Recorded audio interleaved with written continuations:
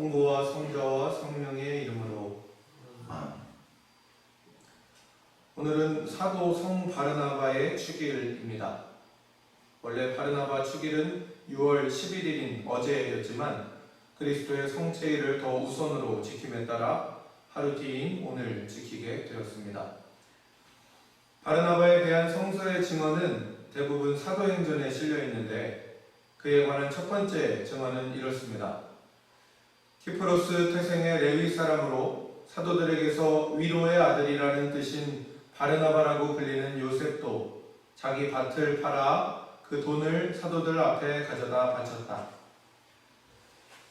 초대교회의 신도들이 자기 소유를 자기 것이라 하지 않고 모든 것을 공동으로 사용할 때 선뜻 그 뜻에 동참한 사람의 대표로 성서는 바르나바를 들고 있습니다. 또한 바르나바의 원래 이름은 요셉인데 사도들로부터 바르나바라고 불려졌다고 말하고 있습니다.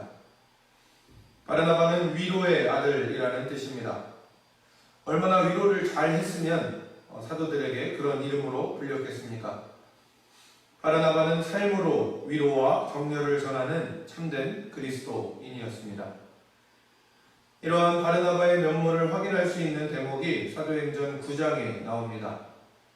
그리스도교를 박해하던 사울이 회심을 경험하고 한순간에 다른 사람이 되어 그리스도가 주님이시라고 증언하고 다니자 유다인들은 모두 당황합니다. 이후 바울로는 예루살렘에 올라가 그리스도교 신도들의 모임에 참여하려고 했으나 그들은 바울로를 좀처럼 믿으려 하지 않고 두려워했습니다.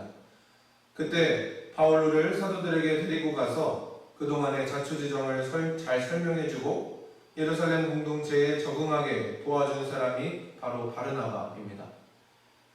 이처럼 공경에 처한 이들을 위로하고 격려하는 일에 바르나바는 최선을 다했습니다. 사실 남을 위로하고 격려한다는 것은 쉬운 일은 아닙니다. 누군가를 위로하고 격려하기 위해서는 굉장히 많은 에너지가 필요합니다. 자신 안에 그러한 에너지가 없는 사람은 위로하고 격려하다가 오히려 병이 나고 관계가 어긋나고 결국 나가 떨어지게 되는 경우를 많이 보게 됩니다. 하지만 이 어려운 일을 바르나바는 능히 감당해내었습니다. 이러한 힘이 어디서 나왔을까요? 우리는 바르나바가 위로의 아들이라고 불릴 수 있는 이유를 오늘 읽은 사도행전 11장에서 발견할 수 있습니다. 사도행전 11장에서는 안티오키아에 있는 이방인들이 복음을 듣고 회심하여 교회의 공동체를 이룬 사건이 나옵니다. 이러한 소식을 들은 예루살렘 교회는 그곳에 바르나바를 보냅니다. 바르나바가 그곳에 가서 한 일은 역시 위로의 아들답게 그들에게 하느님의 은총이 내리는 것을 보고 기뻐하면서 모두 굳센 마음으로 주님을 의지하라고 격려하는 일이었습니다.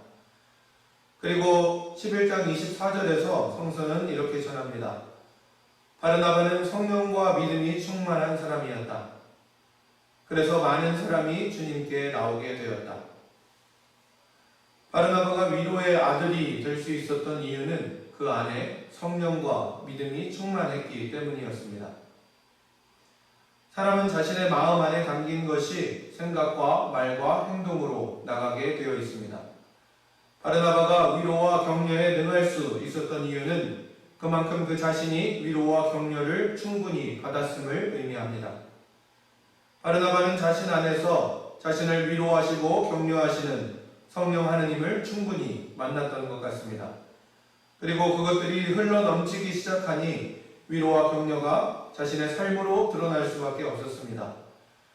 성령께서 부어주시는 위로와 격려가 자신을 넘어 다른 이들에게까지 넘치니까 자연스럽게 많은 사람이 주님 앞으로 나오게 되었다고 성서는 증언하고 있습니다. 이것이 참된 선교이고 전도입니다. 말로만 주 예수를 믿으라고 선포하고 외치는 것이 아니라 우리의 삶 자체가 선포하게끔 해야 합니다. 우리의 생각과 말과 행실이 우리 안에서 강하게 활동하시는 성령 하느님의 인도하심에 충분히 젖어들 때 그때에 비로소 우리의 삶을 통해 하느님께서 선교하시기 시작하시는 것입니다. 그렇게 바르나바 사도처럼 우리도 성령과 믿음이 충만한 사람이 되어야 할 것입니다. 내 안에 성령께서 활동하심을 알아차리고 그것에 충분히 젖어들 시간이 필요합니다. 그 시간이 바로 기도의 시간이라고 저는 생각합니다. 그런데 앉아서 고요하게 머무는 기도의 시간만이 기도가 아닙니다.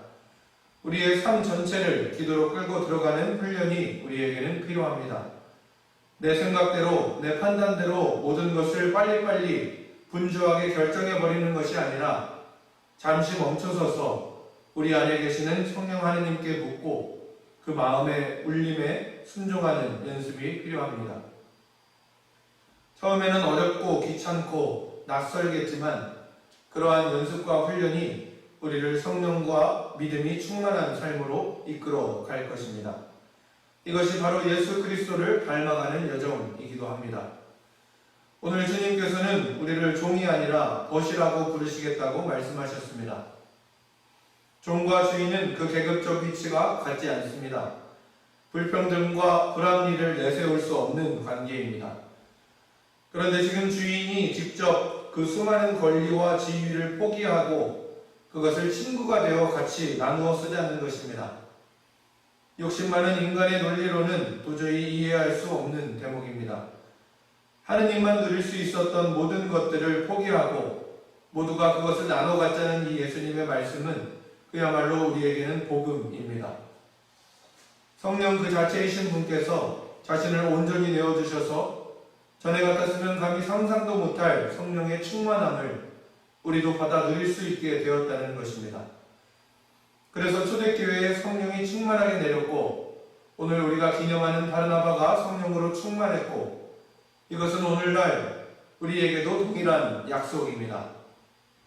여러분, 성령이 충만하면 사건이 납니다. 성령이 충만하면 교회가 됩니다. 성령이 충만하면 선교가, 전도가 됩니다. 성령이 충만하면 우리의 삶이 복음을 전하기 시작합니다. 그러한 성령의 충만함이 이미 저와 여러분 안에 주어져 있습니다. 문제는 우리가 그것을 알아차리지 못한다는 것입니다. 지금도 우리 안에서 강력하게 활동하시며 우리의 삶을 바르게 인도하시려고 안달이 나신 성령 하느님께 이제 그만 우리의 마음을 내어드리기를 소망합니다. 얼마 전에 신부님과 기도하다가 평생의 신앙의 여정이 51대 49의 싸움 같다는 나눔을 한 적이 있습니다. 1%의 작은 차이가 우리의 삶을 주님께 인도하기도 하고 때로는 악마의 유혹에 넘어가기도 하는 것 같습니다.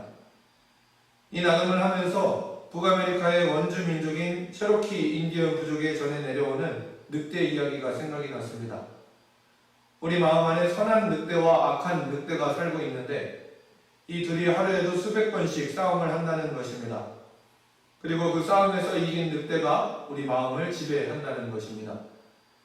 그런데 그 두 늑대 중에 누가 이기느냐는 그 마음의 주인이 어느 늑대에게 먹이를 주느냐에 따라서 결정이 된다고 합니다.